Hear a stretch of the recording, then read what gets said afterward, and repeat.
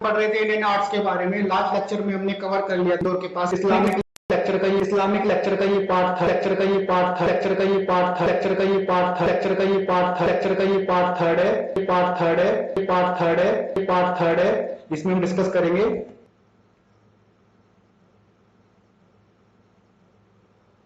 तो lecture 8 part 3 Indo Islamic architecture के कुछ पहलू।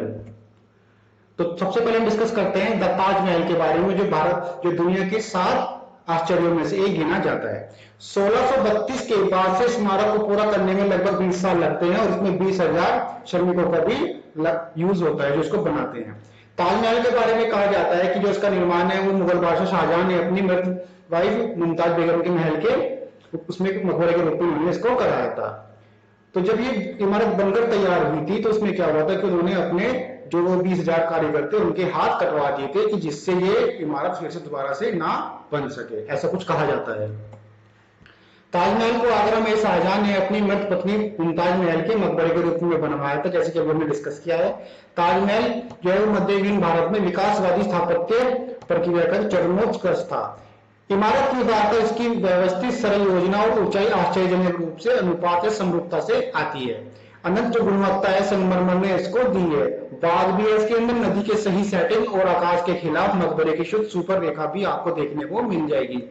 ताज के जो पैटिना ने दिन और रात के विभिन्न समूह से इसे अलग रंग प्रदान किया, यानी कि ताज की पैटिना है आप दिन में देखोगे तो बिल्कुल सफेद दिखाई देगा और जब वो रात में अलग चमकता है तो सुबह मॉर्निंग होती है तो वो अलग चमकता है। तो ये जो इसकी पैटिना है दिन रात के हिसाब से उसके अलग अलग रंग प्रदान करती है।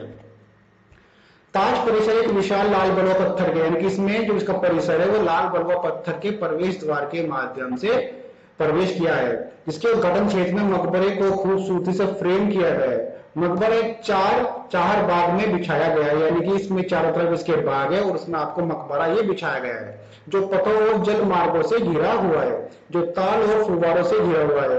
यह संरचना नदी के किनारे का लाभ लेने के लिए बीच के बजाय बाग के उत्तरी छोर पर स्थित है।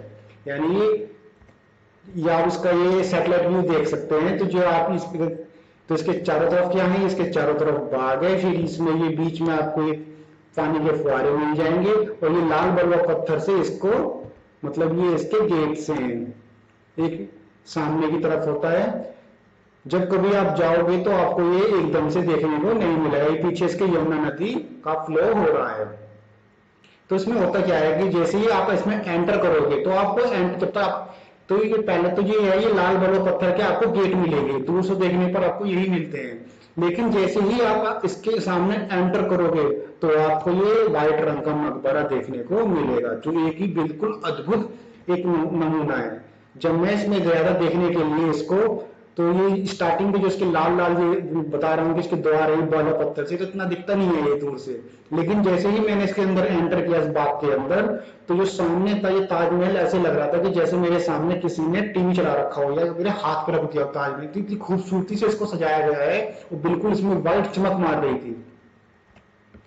तो बाग के माध्यम से एक सीधा रास्ता, जैसे मैंने कहा कि एक सीधा रास्ता मकबरे के तल तक पहुंचता है जहां से भवन के फर्श की छत तक पहुंचा जा सकता है। छत के कोनों पर 4 ऊंचे खड़े 132 फीट ऊंची मीनारें जो आप ये देख रहे हैं, ये इसमें इसकी मीनारें हैं 4। जो आप ये देख रहे हैं ये इसकी 4 मीनारें, 1 2 और ये 3 और ये 4, इनकी ऊंचाई लगभग 132 फीट है। तो जैसे ही आप इधर ये बाग के सामने से इस फर्ग रास्ते से जाओगे तो यहाँ पर जो है यहाँ पर चार्ज अलग है, मतलब यहाँ पर आई थिंक जब आप डायरेक्ट जाना चाहोगे मकबरे के अंदर जहां पर मुमताज बेगम की और अब शाहजहां की भी जो कब्र है दोनों की आपको ये देखने को मिल जाएगी। तो जब आप सीधा एंट्री करोगे इसमें तो उसका कुछ चार्ज है, लेकिन जब आप इधर घूम के जाओगे ऐसे बहुत दूर से तो वो बिल्कुल निःशुल्क है, यानी कि वहां पर कोई चार्ज नहीं लगता। अगर आप डायरेक्ट एंट्री चाह रहे हो तो उसका चार्ज है। इमारत का मुख्य भाग एक ड्रम और गुंबद के साथ सबसे ऊपर है, जो 4 गुंबद एक सुंदर क्षैतिज का निर्माण करती हैं। फिलिंग्स जिसकी संरचना की दीवार और ड्रम गुंबद के दूसरे के पूर्ण अनुपात में। सफेद संगमरमर से बने मकबरे के पश्चिम में एक लाल बलुआ पत्थर की मस्जिद है। जैसे मैंने डिस्कस किया है तो उसमें क्या है, एक लाल बलुआ पत्थर की एक मस्जिद है और पूर्व में संतुलन बनाने रखने के लिए इसी तरह के निर्माण है। कहने का मतलब ये है कि जो आप ये सैटेलाइट व्यू देख रहे हैं ये लाल बलुआ पत्थर से बनी है, उसको फिर से वही करने के लिए बैलेंस करने के लिए इधर भी बनाई गई है और एक लाल गेट इसके सामने भी है बलुआ पत्थर से। इमारत के लिए जो संगमरमर का जो पत्थर है वो राजस्थान का यूज किया, तो राजस्थान चुम्बक है, तो राजस्थान चुम्बक है, तो राजस्थान चुम्बक है, तो राजस्थान चुम्बक है, तो राजस्थान चुम्बक है, तो राजस्थान चुम्बक है, तो राजस्थान चुम्बकराना का पत्थर है वो यूज किया गया है। और इस सफेद इमारत को आसपास की संरचनाओं के लाल बलुआ पत्थर से अलग किया गया है। मकबरे की संरचना 85 मीटर है, मीटर है, मीटर है, मीटर है, मीटर है, मीटर है, मीटर है, मीटर है, मीटर है, मीटर है, मीटर है, मीटर है, मीटर है, मीटर है, मीटर है, मीटर है, मीटर है, मीटर है, मीटर है। तह मकबरे की आंतरिक व्यवस्था में नीचे एक तहखाना भी है, ऊपर एक गुंबदकार अष्टकोणीय कब्र कक्ष होता है, नीचे एक तहखाने कब्र, नीचे एक तहखाने कब्र, नीचे एक तहखाना भी है, जिसमें प्रत्येक कोण पर एक कमरा होता है और सभी गलियारों से जुड़ा होता है। इमारत के हर हिस्से में प्रकाश नक्काशीदारी और छिद्रित जालियों के माध्यम से प्राप्त किया जाता है, जो आंतरिक धनुषाकार अवकाशों में स्थापित होता है। छह डबल गुंबद की मदद से एक शून्य पैदा करने वाला मुखौटा कितना ऊंचा है ये भी दिखाया गया है। ये चार प्रकार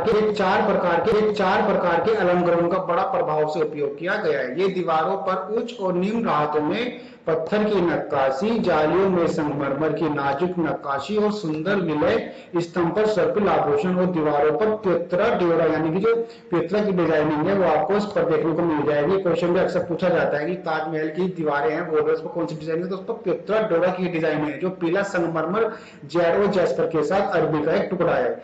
टेस्ट मिलन के साथ मकबरे और जैमिति के डिजाइन अंत में क्या है कि इसमें कुरान की आयतें भी लिखी गई हैं, जो सफेद संगमरमर है वहां पर आपको कुरान की आयतें भी देखने को मिल जाएंगी।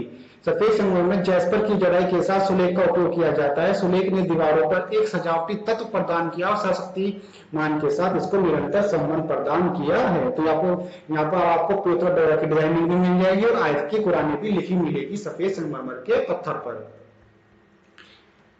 तो अब हम डिस्कस करेंगे गोल गुंबद के बारे में। ताजमहल के बाद जो दूसरी फेमस बिल्डिंग है गोल गुंबद है। गोल गुंबद जो है कर्नाटक के बीजापुर जिले में स्थित है। यानी कहां पर है ये? कर्नाटक के बीजापुर जिले में, बीजापुर में ये स्थित है। ये मोहम्मद आदिल शाह का मकबरा है जिन्होंने ये स्वयं बनवाया था। ये अधूरा होने के बावजूद एक इमारत, आकर्षक इमारत है। तो अगर क्वेश्चन कभी आने लगे कि ऐसी कौन सी इमारत है जो अधूरी है, तो वो बीजापुर का गोल गुंबद है, जो आज भी अधूरा है लेकिन फिर भी एक आकर्षक इमारत है। मकबरा की एक प्रवेश द्वार, एक नक्कार खाना, एक मस्जिद और एक बड़ी दीवार वाले बगीचे के भीतर इसे सराय जैसी इमारतों का एक परिसर, यानी कि आपको यहाँ पर एक बाग भी मिल जाएगा, बगीचा भी मिल जाएगा, तो सब तरह आपको यहाँ पर देखने को मिल जाएगा। गुंबद एक विशाल वर्गाकार इमारत है जिसके ऊपर एक गोलाकार ड्रम है, यानी जो आप ये देख रहे हैं ये गोलाकार ड्रम इस पर रखा हुआ है, इसी के नाम पर इसका नाम गोल गुंबद है। जिसके ऊपर एक राशि गुंबद है जिससे इमारत का नामकरण होता है। यह गहरे भूरे रंग के बेसाल्ट और सजाए गए प्लास्ट वर्क से बना है। तो इसमें कौन सा बेसाल्ट का यूज हुआ है? गहरे भूरे रंग का, यानी ब्राउनिश ये इसका पत्थर है। मकबरे की प्रत्येक दीवार 135 फीट कितनी है? 135 फीट लंबी और 110 फीट ऊंची है और 10 फीट मोटी भी है। ये ड्रम और गुंबद के साथ इमारत 200 फीट से अधिक की ऊंचाई तक पहुंच जाती है। ये जो मैं बता रहा हूं डायमेंशन इनको याद कर लेना, सही से देख लेना, ये अक्सर एग्जाम में पूछे जा रहे हैं। मकबरे में केवल एक वर्ग कक्ष है और गुंबद 125 फीट के व्यास के साथ दुनिया में सबसे बड़ा यानी कि 8,337 वर्ग फुट की एक निर्बाध मंजिल को कवर करता है, यानी कि दुनिया में सबसे बड़ा गोल गुंबद है। मकबरे के कक्ष में सुल्तान, उनकी पत्नी और अन्य रिश्तेदारों का दफन स्थान होता है, जबकि उनकी असली कब्रें क्या हैं? उनकी असली कब्रें नीचे तहखाने में लंबवत होती हैं, जहां सीढ़ियों से पहुंचा जा सकता है। एक वर्गाकार आधार पर अर्ध गोलाकार चिनाई वाले गुंबद का निर्माण पेंडविक्स की मदद से किया गया था। इन पेंडविटों ने न केवल गुंबद को आकार दिया बल्कि इसके वजन को नीचे की दीवारों पर भी स्थानांतरित कर दिया। मेहराब जाल या तार के रूपों से युक्त नई तहखाने प्रणालियां मेहराबों को काटकर बनाए गए कोनों को कवर करने के लिए बनाई गई थी। इसमें विस्पर गैलरी भी है, जो आप ये देख रहे हैं, विस्पर गैलरी भी है। इमारत में एक अद्भुत प्रणाली है। गुंबद के ढोल के साथ एक फुसफुसाती गैलरी है जहां ध्वनियां कई बार बढ़ जाती हैं और गूंजती है। इमारत के चारों कोनों पर 7 मंजिला अष्टकोणीय मीनारे या मीनार जैसी मीनारे है। थेस टावर हाउस सूर्या जैसे शीर्ष गुंबद की ओर ले जाती है। गुंबद के ढोल के पत्तों से सजाया गया है। गुम्बद को जो सजाया गया है ये ढोल के पत्ते हैं, यानी कि कैसे पत्ते हैं, पत्तों से इसकी सजावट की गई है। कार्बल्स और आराम करने वाले एक भारी ब्रैकेट वाले कंगनी को फ्लेजल से सजाया गया है। कार्बल्स पर आराम करने वाली एक भारी ब्रैकेट कानिस मुकुटा की विशेषता इस पर आपको देखने को मिल जाएगी। तो जो गोल गुम्बद है इसमें आपको क्या मिलेगा, ये पत्तियों से सजाया गया इस तरीके से, और ये इसकी फुसफुसास वाली यानी इसकी विस्पर गैलरी है जहां पर आवाजें गूंजती हैं। गोल गुम्बद मध्यकालीन भारत में स्थित कई शैलियों का एक उत्कृष्ट संगम है। स्मारक महिमा और भव्यता भारत में स्थापत्य अनुभव के अभिन्न पहलू बीजापुर की इमारतों से जुड़े हुए हैं, जबकि गुम्बद मेहराब ज्यामिति अनुपात और भारत वहन तकनीक की इसकी संरचनात्मक विशेषता तैमूर और फारसियों का सुझाव देती है। ये तैमूर कौन था? ये तैमूर वही था, मंगोलिया तैमूरलंग, जिसने भारत में 1398 ईस्वी में आक्रमण किया था। यह स्थानीय सामग्री में लोकप्रिय और दक्षिण में लोकप्रिय सतह अलंकरणों से सजाया गया है। कोने पर टावरों के लिए दिल्ली में किला, एक कुहिया मस्जिद और पुराना किला जैसी मस्जिदों से बड़े बुजुर्ग की याद ताजा करती है। तो यहाँ से क्वेश्चन बन सकता है कि किला है, कुहिया मस्जिद कहाँ पर है? तो दिल्ली के अंदर है। पुराना किला भी कहाँ है? पुराना किला भी दिल्ली के अंदर है। ये इन मस्जिदों की भी याद ताजा कर देता है गोल गुम्बद। अब हम डिस्कस करेंगे जामा मस्जिद के बारे में। जो थर्ड टॉपिक है आज का हमारा वो है जामा मस्जिद। मध्यकाल में बड़ी मस्जिदों ने भारत उपमहाद्वीप के परिदृश्य को भी चित्रित किया है। यहाँ पर शुक्रवार दोपहर में सामूहिक प्रार्थना की जाती थी, जिसमें कम से कम 40 मुस्लिम पुरुष प्रार्थना के समय शासक के नाम के यहाँ पर खुतबा पढ़ा जाता था। क्या पढ़ा जाता था? खुतबा पढ़ा जाता था शासक के नाम का। राज्य के लिए उसके कानून भी यहाँ पर पढ़े जाते थे। मध्यकालीन काल के एक शहर में एक जामा मस्जिद थी, जो अपने आसपास के परिवेश के साथ मुस्लिम और गैर मुस्लिम दोनों लोगों के जीवन का केंद्र वो बन गई थी। तो जो ये आप ये प्लान ऑफ जामा मस्जिद देख रहे हैं, ये स्ट्रक्चर है किस तरीके से ये बनी थी। तो नॉर्थ ये इस तरीके से, इसमें किबला है पीछे की तरफ, ये मीनारेट्स हैं और ये मकसूद स्क्रीन है, ये मेहराब है ऐसा, और इसमें पानी का टैंक भी है, अपना हाथ वगैरह धो अपनी नमाज पढ़ते हैं। इसमें एक ये कोस्टल लेवान को भी बनाया गया है, और इसका जो ये मेन एंट्रेंस है, इसमें एक कोटिया शान है। तो ऐसा धार्मिक होगा क्योंकि धार्मिक और अप्रतिष्ठात्मक गतिविधियों के अलावा बहुत सारे वाणिज्यिक और सांस्कृतिक आदान प्रदान यहाँ केंद्रित थे। आमतौर पर ऐसी मस्जिद बड़ी और खुले आंगन वाली होती थी, जो तीन तरफ से मठों और पश्चिम में किबला लेवान से घिरी हुई थी। तो आप ये देख रहे हैं तीन तरफ इसके अंदर ये मठ है, और पीछे की तरफ क्या है? इसमें पीछे की तरफ इसमें किबला है। यहीं पर इमाम के लिए मेहराब और मिंबर भी स्थित है। तो आप ये देख रहे हैं इसमें ये मेहराब भी और मिंबर भी है। लोगों को नमाज अदा कर काबा की दिशा का संकेत देता था। तो यानी कि जब वो नमाज अदा करते हैं तो सामने रहे क्योंकि ये क्या है? ये जो मक्का है, मक्का में काबा की जो दिशा होती है उस तरफ इसके सामने की तरफ इसके अंदर मीनारों का बनाया गया था जामा मस्जिद, जो दिल्ली में जो शाहजहां ने बनवाई थी। कोई सेशन कैसा लगा? आज हमने डिस्कस किया ताजमहल, गोल गुम्बद और जामा मस्जिद के बारे में। अभी तक इतना ही।